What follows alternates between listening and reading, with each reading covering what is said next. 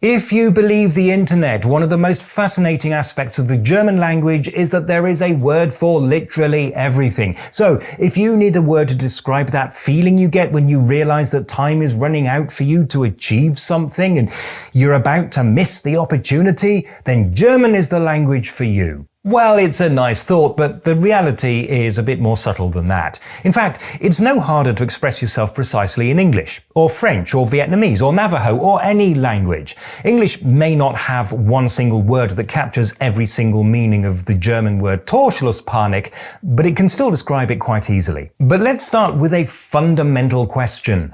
What is a word?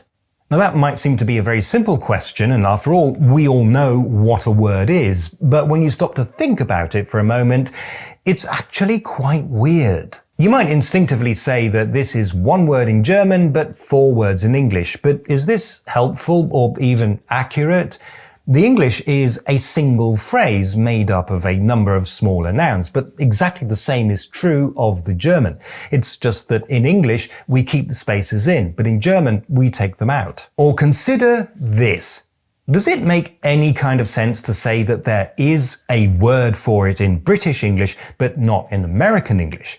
That is clearly not what's happening here. In both cases, it's a simple compound noun. It's just that in American English, it's spelled with a space, and in British English, it isn't. Or isn't always, because in fact, you can spell it with a space if you prefer. The point is this. If we're going to define a word as a unit of language written with a space before and a space after it, then that is really just a matter of spelling. What's really important is phrases, such as verb phrases, adjectival phrases, noun phrases.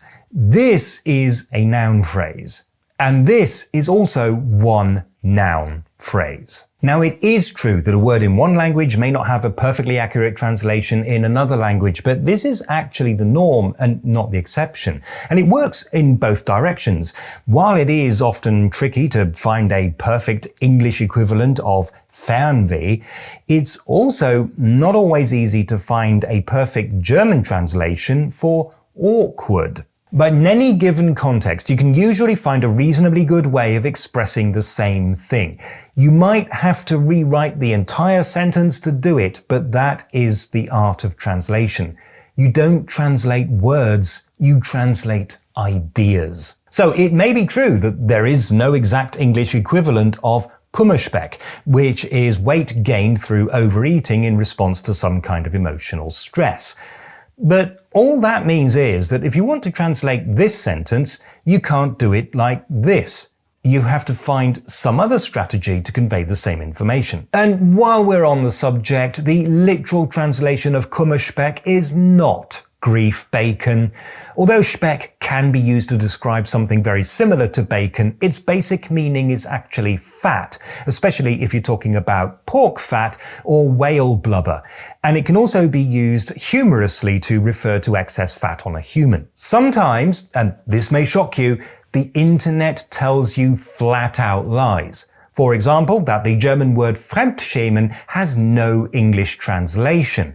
It's when you feel embarrassed on behalf of somebody else. And what English word could possibly describe that? Well, as it happens, to cringe.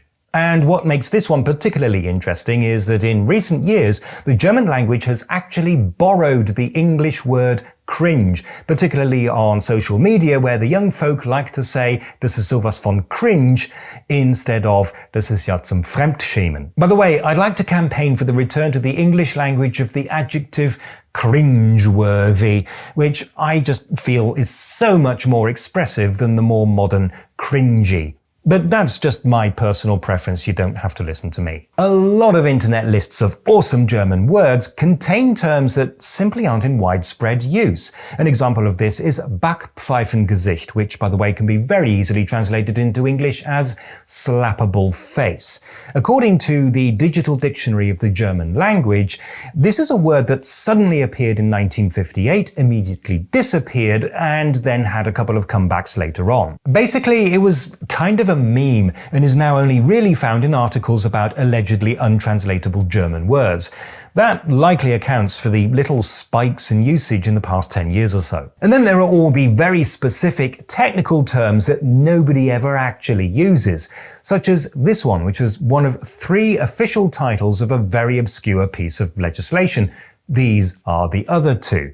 The thing is that outside of discussions about the longest word in the German language, it was never actually a thing. Nobody ever used it in conversation, and it was only ever printed on some legal documents.